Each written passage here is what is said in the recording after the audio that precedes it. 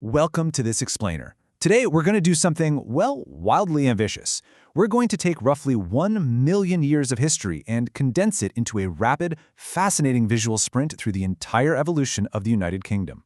From ancient footprints in the mud to the modern cultural juggernaut we know today, we're covering the whole shebang. Let's get right into it. So think about this for a second.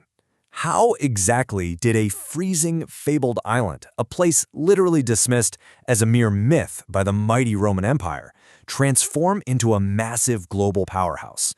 To the early Romans, the idea of Albion, this freezing land where barbaric people supposedly drank animal milk, was just a total legend. Yet somehow, that so-called legend evolved into an empire on which the sun never set. It's a crazy trajectory. To make sense of this absolutely colossal timeline, we've broken this explainer down into 5 distinct eras: early inhabitants and invaders, the Middle Ages, Tudors, Stuarts, and upheaval, the Industrial Empire, and finally, wars in the modern era.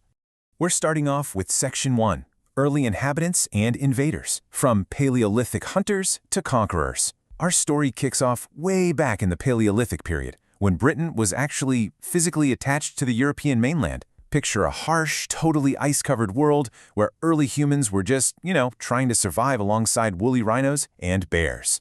It is wild how fast the island evolved.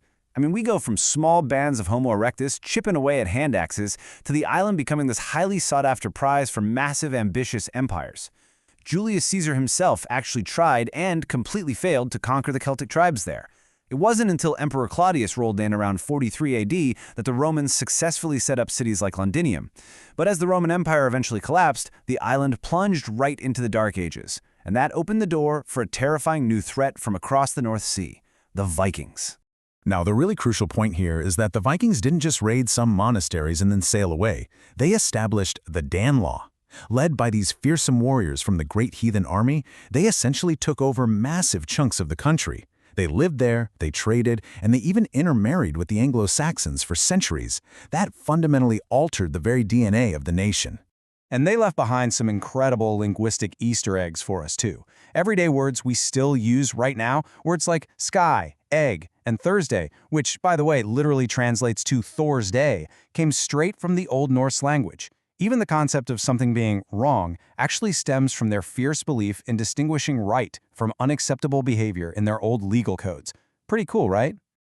All right, let's move right along to Section 2, the Middle Ages, castles, plagues, and the feudal system. This was an intense era where the entire societal structure of the island was completely rewritten from the top down. We are talking about a brutal era of extreme highs and extreme lows. Jump to 1066, William the Conqueror arrives and just dots the entire landscape with these massive, intimidating stone castles to enforce his rule. Then we see a grueling civil war literally known as the Anarchy, which was followed by a tyrannical King John being forced to sign the Magna Carta. That document laid the groundwork for modern law as we know it. But then, almost out of nowhere, comes the devastating arrival of the plague. The Normans brought with them a terribly stark, rigid social divide. While the ruling elites were literally dining on roasted peacocks in their massive stone fortresses, the common Anglo-Saxon peasants were entirely stripped of their land. They were tightly packed into wooden longhouses, basically subsisting on pickled herrings and strong ale, and forced to work the land for lords who, quite frankly, despised them. But nothing disrupted that rigid, oppressive hierarchy quite like the Black Plague. Arriving in 1347, this airborne killer wiped out a staggering 1.5 million people in Britain alone. It was an absolute tragedy, but historically speaking, it actually, inadvertently, empowered the surviving peasants, because suddenly, their labor was in extremely high demand. This allowed them to travel, demand better wages, and eventually it sparked the famous Peasants' Revolt.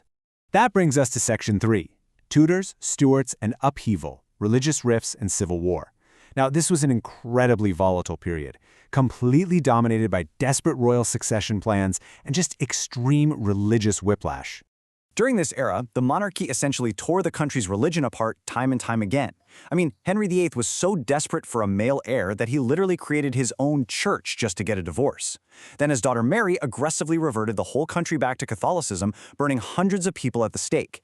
All of this religious and political tension eventually culminated in Guy Fawkes's attempted assassination of the king in 1605 and a bloody civil war that cost millions of lives and ended with the king actually being beheaded. But while political alliances were driving all those chaotic aristocratic marriages at the top, ordinary people were being held to incredibly strict moral codes. Just looking at this 1604 law perfectly captures it. Ordinary folks face severe punishments. We're talking public flogging or being put in the stocks just for disrupting the family unit. It shows this fascinating, massive double standard between the rulers and the ruled.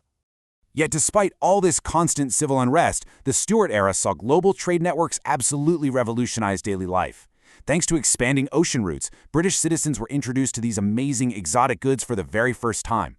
We're talking North American furs, spices from India, and even bananas. It sparked this thriving, though heavily gender-segregated, culture. Politically minded men started gathering in brand new coffee houses to debate, while women were expected to socialize in tea rooms. Okay, now we hit a massive turning point with Section 4, the Industrial Empire, steam, coal, and Victorian expansion. This is where steam and steel transformed Britain from a mostly agricultural society, completely dependent on the seasons, into an unstoppable global superpower. Innovation just accelerated at an absolute breakneck pace during the Georgian and Victorian eras. The population exploded, and thousands upon thousands of people moved from rural farms straight into these bustling, overcrowded cities. Massive breakthroughs like the water frame and the power loom fundamentally altered where people lived, how they worked, and honestly how the entire world traded. You know, history has this fascinating ripple effect. It's almost like a giant puzzle falling into place. The massive demand for coal meant they had to dig deeper mines, but those deep mines kept flooding, so the desperate need to simply pump water out of those coal shafts birthed Thomas Newcomen's steam engine, and then that very same steam technology was quickly adapted to supercharge everything from nationwide railway networks to those massive booming cotton mills. However, it's really crucial to impartially observe the extreme contrasts of this era. On one hand, you had a booming middle class enjoying all these new luxuries, seaside vacations, global telegraph communication, even brand new indoor plumbing. But on the other hand, this immense wealth was built squarely on the backs of the working class. That included very young children working grueling 12-hour shifts in highly dangerous, dust-filled textile factories and pitch-black coal mines. And that launches us right into Section 5, Wars and the Modern Era, Conflict, Welfare, and a New Century. This is where the unprecedented industrial might of the British Empire was tested by truly unimaginable global conflict. The 20th and 21st centuries forced an incredibly rapid transition. I mean, we go from the absolute devastation of 2 world wars directly into the dismantling of the British Empire. Then we see the birth of the modern welfare state, and of course, the historic 70-year reign of Queen Elizabeth II. The sheer scale of the First World War is honestly just sobering. With 16 million soldiers and civilians lost globally, trench warfare forced Britain to completely cannibalize its own industries. They literally pulled miners out of the coal shafts just to dig explosives beneath enemy lines. Meanwhile, women boldly took over the massive factories and rural farms just so the nation could survive the war effort. All that trauma, and the incredible shared sacrifice of those world wars, sparked a massive societal reset. The rigid class divisions of the past finally began to dissolve. In 1945, the government instituted sweeping reforms. They replaced a harsh system of private care and stark poverty with the National Health Service providing free health care. At the exact same time, they were beginning the incredibly complex process of decolonization worldwide. Today, Britain's legacy has really evolved. It's shifted from territorial dominance to a massive cultural and linguistic influence, from the Beatles to global cinema, and the simple fact that English has become a universal language, the impact is just undeniable. Now, the nation is setting the stage for a completely new era, especially following the major economic shifts of the 2016 Brexit vote and the recent passing of its longest-reigning monarch. So we've traced this truly epic journey. We've gone from Paleolithic hunter-gatherers chipping away at hand axes to Roman conquerors, feudal lords, steam-powered visionaries, right up to the modern cultural giant we see today. And it really leaves us with one vital question to ponder. Knowing that this island's only true constant is massive, relentless change, what will the next major transformation look like for the United Kingdom?